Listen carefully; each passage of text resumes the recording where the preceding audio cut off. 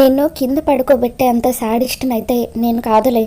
ఎలాగో ఈ ఇంటి కోడల్ని నాకు హక్కుందంటూ ఈ ఇంట్లోకి వచ్చావు, అలాగే ఈ బెడ్ మీద కూడా పడుకో అని చెప్పి మిత్ర అంటూ ఉంటాడు. దాంతో లక్ష్మి మిత్ర మనసులో తనకి ఇంకా స్థానం ఉందని తెలుసుకుని ఎంతగానో ఆనందపడిపోతూ ఉంటుంది. తర్వాత మిత్ర లక్ష్మి ఇద్దరు కూడా అలా ఒకే బెడ్ మీద పడుకుని ఉంటారు. లక్ష్మి మిత్రనే చూస్తూ ఉంటుంది. ఇక మిత్ర లక్ష్మి తననే చూస్తుందని గమనించి పక్కకు తిరిగి పడుకుంటాడు. ఇక లక్ష్మి అలా మిత్రని చూస్తూ చూస్తూ నిద్రపోతుంది. కాసేపటి తర్వాత మిత్ర కూడా లక్ష్మి వైపు తిరుగుతాడు.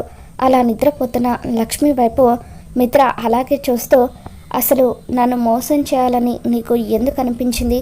నేను నిన్ను ప్రాణానికి ప్రాణంగా ప్రేమించాను, కానీ నువ్వు మాత్రం నాకు వెన్నుపోటు పొడిచావు అని చెప్పి మిత్ర ఎంతగానో బాధపడుతూ అలా నిద్రలోకి జారుకుంటాడు. మనీష తెల్లవారగానే కార్పెంటర్ని తీసుకొని ఇంటికి వస్తుంది. ఇక కార్పెంటర్ డోర్ ఓపెన్ చేయగానే మనీష లోపలికి వచ్చి చూసేసరికి లక్ష్మి మిత్ర ఇద్దరు కూడా ఒకే బెడ్ మీద ఉంటారు. మిత్ర మిత్ర అంటూ మనీష కొంపలు మునిగిపోయినట్టుగా గట్టిగా అరుస్తుంది. ఏమైంది మనీష, ఎందుకు ఉదయాన్నే ఇలా అరుస్తున్నావు అని చెప్పి మిత్ర చిరాగ్గా నిద్రలేస్తాడు. ఇక అప్పుడు మనీష, రాత్రంతా కూడా నువ్వు ఈ గదిలో ఎలా ఉన్నావో ఏంటో అని నేను టెన్షన్తో చచ్చిపోతూ ఉంటే నువ్వు మాత్రం హ్యాపీగా లక్ష్మితో బెడ్ షేర్ చేసుకొని ఎంజాయ్ చేస్తూ పడుకున్నావన్నమాట అని చెప్పి మనీష అంటూ ఉంటుంది. What are you talking Manisha అని చెప్పి మిత్ర అంటూ ఉంటాడు. లేకపోతే ఏంటి మిత్ర, నువ్వు లక్ష్మితో హ్యాపీగానే ఉన్నావన్న విషయం నాకు అర్థమవుతుంది అని చెప్పి మనీష అంటూ ఉంటే అప్పుడు మిత్ర ఒక్కసారిగా మనీష చెంప పగలగొట్టి, మిత్ర నిన్ను కొట్టడంలో తప్పేమీ లేదు, లేదంటే అవేం ప్రశ్నలు మనీష, వాళ్ళిద్దరూ భార్యాభర్తలు ఒకే గదిలో ఉంటే తప్పేంటి? ఈ విషయం నిన్న రాత్రి నీతో చెప్పాము, నువ్వే అనవసరంగా మిత్ర నీ విషయంలో రెచ్చగొట్టి మరీ తన్నులు తిన్నావు అని చెప్పి అరవింద జయదేవి ఇద్దరు కూడా మనీషతో అంటూ ఉంటారు. ఇక తర్వాత మనీష ఆవేశంగా అక్కడి నుండి వెళ్ళిపోయి దేవి అనితో, ఆంటీ లక్ష్మి కావాలనే ఇదంతా చేస్తుంది, మిత్రకు దగ్గరయ్యి పాత జ్ఞాపకాలన్నీ కూడా గుర్తు చేయాలని చూస్తుంది, త్వరగా ఆ లక్ష్మిని ఏదో ఒకటి చెయ్యాలంటీ అని చెప్పి మనీష అంటూ ఉంటే, ఏం చేస్తాం మనీష, నాకెందుకో ఆ లక్ష్మి విషయంలో మనం ఏమీ చేయలేమని అనిపిస్తుంది. మొన్నటికి మొన్న డిఎన్ఏ టెస్ట్ చేద్దాం అనుకుంటే జున్నుగాడు మొత్తం నాశనం చేశాడు, మళ్ళీ ఏదైనా అవకాశం దొరికే వరకు వెయిట్ చేయడం తప్ప మనం చేసేదేం లేదు అని చెప్పి దేవి అని అంటూ ఉంటుంది. ఇక ఆ తర్వాత సంజన ఈరోజు పూజ ఉందని చెప్పింది కదా, ముందు దాని సంగతి చూద్దాం పదండి ఆంటీ, తర్వాత ఈ విషయాల గురించి ఆలోచించవచ్చు అని చెప్పి ఇక మనీష దేవి అని ఇద్దరు కూడా పూజకని రెడీ అవుతూ ఉంటారు.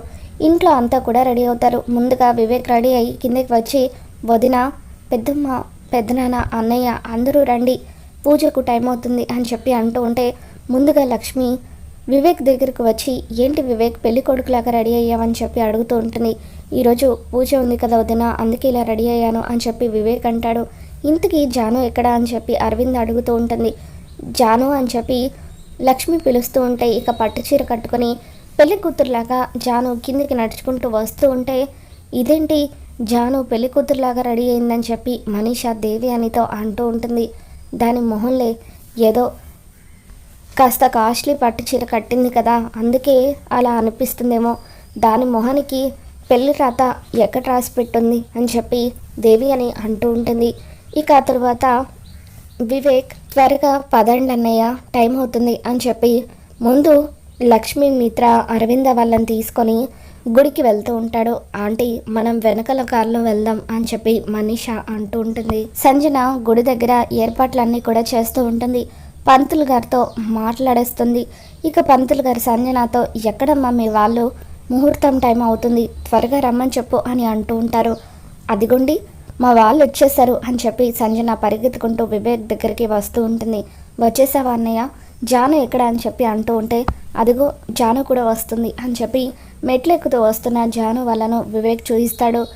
ఇక తర్వాత జయదేవ్ సంజనతో, అమ్మ సంజన మీ అత్తింటి వాళ్ళు ఎక్కడ అని చెప్పి అడుగుతూ ఉంటే, వాళ్ళు రారు పెద్దనాన్న, ఎందుకంటే ఇది మన ఇంట్లో పూజ, ఈరోజు నా పెళ్ళి పెద్దనాన్న అని చెప్పి వివేక్ అంటూ ఉంటాడు. నువ్వేమంటున్నావురా అని చెప్పి అరవింద అంటూ ఉంటుంది. అవును పెద్దమ్మ, ఇక ఎన్ని సంవత్సరాలైనా ఎన్నాళ్ళాగినా మా అమ్మ మా పెళ్ళికి ఒప్పుకోదని అర్థమైపోయింది. చూస్తూ చూస్తూ జానుని నేను ఇబ్బందుల్లోకి నెట్టలేను. అందుకే నేను ఈరోజు ధైర్యం చేసి ఈ నిర్ణయం తీసుకున్నాను. మీరే పెళ్లి పెద్దలుగా మా ఇద్దరి పెళ్ళి జరిపించాలి అని చెప్పి వివేక్ అంటూ ఉంటాడు. ఇక అరవింద, నువ్వు ఇన్ని రోజులకు ఇటువంటి నిర్ణయం తీసుకున్నందుకు నాకు చాలా సంతోషంగా ఉందిరా అని చెప్పి అరవింద అంటూ ఉంటుంది. నువ్వు ఎప్పుడెప్పుడు ఇటువంటి నిర్ణయం తీసుకుంటావా అని నేను కూడా ఎన్నో రోజులుగా ఎదురు చూస్తున్నాను. మీ అమ్మకు మేము ఎలాగో ఎదురు చెప్పి మాట్లాడలేము, ఏదైనా చేస్తే నువ్వే చేయాలని చెప్పాను కదా. దీక్షితులు గారు చెప్పిన శుభకార్యం కూడా ఇదేనేమో అని చెప్పి అరవింద చాలా ఆనందపడిపోతూ ఉంటుంది. త్వరగా పదండి, ముహూర్తం మించిపోతుంది అని చెప్పి అరవింద వివేక్ వాళ్ళను పీటల మీద కూర్చోబెడుతుంది.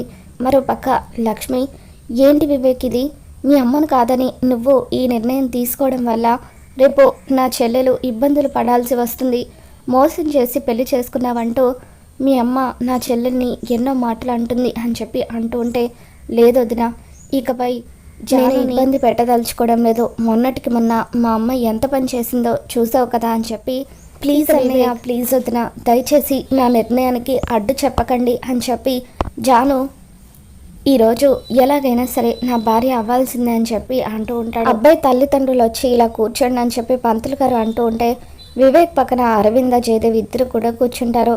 అమ్మాయి తల్లిదండ్రులు కూడా ఈ పక్కన కూర్చోండి అని చెప్పి కన్యాదానం చేయాలని పంతులు గారు అంటూ ఉంటే, అమ్మాయికి తల్లిదండ్రులు లేరండి, తల్లిదండ్రుల స్థానంలో అక్క బావ కూర్చుంటారు అని చెప్పి అరవింద అంటూ ఉంటుంది.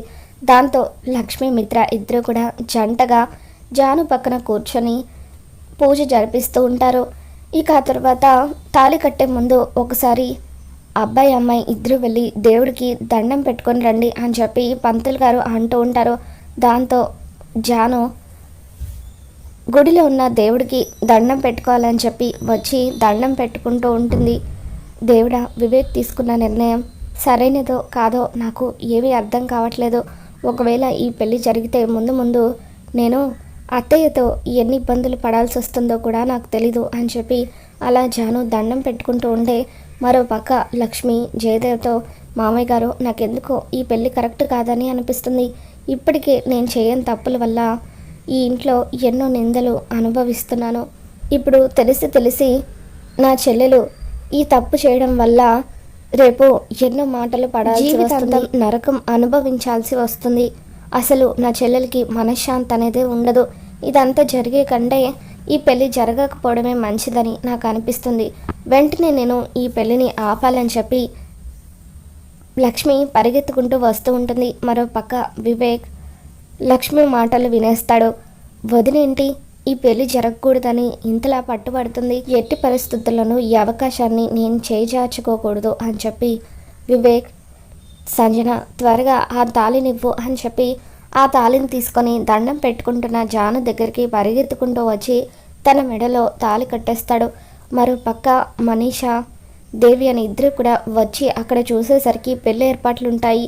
ఇదేంటి అన్ని పెళ్లికి సంబంధించిన ఏర్పాట్లు ఉన్నాయి అంటే ఇక్కడ జరగబోయేది వివేక్ జానుల పెళ్ళి అన్నమాట. ఎట్టి పరిస్థితుల్లోనూ పెళ్లి జరగకూడదు, ఆపాలని చెప్పి వాళ్ళు కూడా అనుకుంటారు. ఇక అంతా వచ్చి చూసేసరికి అప్పటికే వివేక్ జానుల పెళ్ళి జరిగిపోతుంది. వివేక్ జాను మెడలో తాళి కట్టేస్తాడు. ఇక ఆ తర్వాత వాళ్ళిద్దరూ దండలు కూడా మార్చుకుంటారు. మామ్, ఇప్పుడు నువ్వేం చేసినా కూడా నన్ను జానుని విడదీయలేవు, ఎందుకంటే జాను ఇప్పుడు నా భార్య అయిపోయింది అని చెప్పి వివేక్ అంటూ ఉంటాడు. నువ్వు ఇంట్లో నా కోడలిగా ఎలా అడుగు పెడతావో చూస్తాను అని చెప్పి దేవి అని మనిష ముందుగానే గుడి నుండి ఇంటికి తిరిగి వచ్చేస్తారు. మొత్తానికి మీ ఇద్దరి పెళ్ళి జరిగిపోయింది అని చెప్పి అరవింద వాళ్ళిద్దరిని ఆశీర్వదిస్తుంది. జయదేవ్ కూడా ఆశీర్వదిస్తాడు. ఇక లక్ష్మి, నువ్వు తొందరపడి నిర్ణయం తీసుకున్న వివేక్ అని చెప్పి అంటూ ఉంటే, లేదు వదిన, నేను తీసుకున్నది సరైన నిర్ణయమే అని చెప్పి వివేక్ అంటూ ఉంటాడు. జానుని ఎటువంటి ఇబ్బంది పెట్టకుండా జీవితాంతం గుండెల్లో పెట్టుకొని నేను చూసుకుంటాను అని చెప్పి వివేక్ లక్ష్మికి మాటిస్తూ ఉంటాడు. ఇక లక్ష్మి మిత్ర కూడా వివేక్ని జానుని ఆశీర్వదిస్తారు. వాళ్ళిద్దరూ ఇంటికి తిరిగి వస్తారు. ఇక సంజన సంతోషంగా హారతి తీసుకొచ్చి వాళ్ళకి హారతిస్తూ ఉంటుంది. మరోపక్క మనీష లక్ష్మి చెల్లెలు జాను కూడా ఈ ఇంటి కోడలైపోయింది కాబట్టి లక్ష్మికి ఈ ఇంట్లో బలం పెరుగుతుంది. అలా కాకుండా లక్ష్మి ఇంకా కృషించాలంటే తన చెల్లెలు జాను కూడా ఈ ఇంట్లో కష్టాలు అనుభవించాలి. అలా జరగాలంటే దేవి అనే ఆంటీని నేను రెచ్చగొట్టాలి, తనని నేను ఒక ఆయుధంలాగా మలుచుకోవాలని చెప్పి దేవి అన్ని దగ్గరికి వచ్చి, ఆంటీ మొత్తానికి జాను కూడా ఇంటి కోడలైపోయింది, అక్క చెల్లెలు ఇద్దరూ కలిసి ఇక మన ఇద్దరిని బయటకు గెంటేస్తారో ఏమో అని చెప్పి అంటూ ఉంటే, ఛీ అది నా కోడలేంటి, ఈ జన్మకు దాన్ని నేను కోడలుగా ఒప్పుకోను అని దేవి అని అంటూ ఉంటుంది. కానీ ఆల్రెడీ వివేక్ తన మెడలో తాళి కట్టేస్తాడు. తను మీ కోడలు అయిపోయింది కదా అంటే, ఇప్పుడు జాను ఇంట్లో సంతోషంగా ఉండకూడదంటే మనం ఒక పని చేయాలి, జాను కూడా తన అక్కలాగే ఇంట్లో కష్టాలు అనుభవించాలి, మనం ఇద్దరం కలిసి అక్క చెల్లెల్ని ఒక ఆట ఆడుకుందాం పదండి ఆంటీ అని చెప్పి మనిష దేవి అని రెచ్చగొట్టి బయటకు తీసుకొని వస్తుంది. ఇక అప్పుడే సంజన హారతి ఇస్తూ ఉండడంతో దేవి అని ఒక్కసారిగా హారతి పళ్ళని విసిరి కొట్టి, చూడు నువ్వు నా కొడుకుని మోసం చేసి తాళి కట్టించుకొని ఉండొచ్చు, కానీ నువ్వు ఎప్పటికీ నా కోడలివి కాలేవో, ఈ ఇంట్లో అడుగు పెట్టడానికి వీల్లేదు అని చెప్పి దేవి అని అడ్డుపడుతూ ఉంటుంది. అసలు నా అనుమతి లేకుండా నా కొడుకు నీ మెడలో తాళి కట్టాడు కాబట్టి అసలు ఆ తాళికి విలువే లేదు అని చెప్పి దేవి అని జాను మెడలో ఉన్న తాళిని తెంచబోతూ ఉంటే, అత్తయ్య గారు అంటూ ఒక్కసారిగా లక్ష్మి దేవి అని మీద విరుచుకుపడుతూ ఉంటుంది. ఈ పెళ్లిని ఆపడానికి నేను కూడా ఎంతగానో ప్రయత్నించాను, కానీ వివేక్ నేను పెళ్లిని ఆపేసరికి జాను మెడలో తాళి కట్టేశాడు. కానీ ఒక్కసారి తాళి కట్టిన తర్వాత వాళ్ళిద్దరూ భార్యాభర్తలు, వాళ్ళిద్దరినీ ఆ దేవుడు కూడా విడిదిలేడు అత్తయ్య గారు అని చెప్పి మీరు చేస్తున్నది మహాపాపం, భర్త బతికుండగా ఒక ఆడదాని మెడలో తాళి తెంచకూడదు అని చెప్పి లక్ష్మి ఎదురు తిరిగి దేవి అనికి బుద్ధి చెబుతూ ఉంటుంది. అసలు దీని అంతటికీ కారణం నువ్వే కదా అని చెప్పి లక్ష్మి చెంప పగలగొట్టబోతూ ఉంటుంది దేవి అని. ఇక అప్పుడు అరవింద, దేవి అని నా కోడల మీద చెయ్యి వేసావంటే ఊరుకునేదే లేదు, మర్యాదగా చెయ్యి దించు అని చెప్పి ఒక్కసారిగా దేవి అని మీద విరుచుకు పడుతూ ఉంటుంది. ఇక అలా జానుకి లక్ష్మి దేవి అని ఇద్దరు కూడా అండగా ఉండి వాళ్ళను లోపలికి తీసుకొని రావడంతో దేవి అని మనిష ఏమీ చేయలేక అలా చూస్తూ ఉండిపోతారు. మరి ఈ వీడియో మీకు నచ్చినట్లయితే తప్పకుండా లైక్ చేయండి.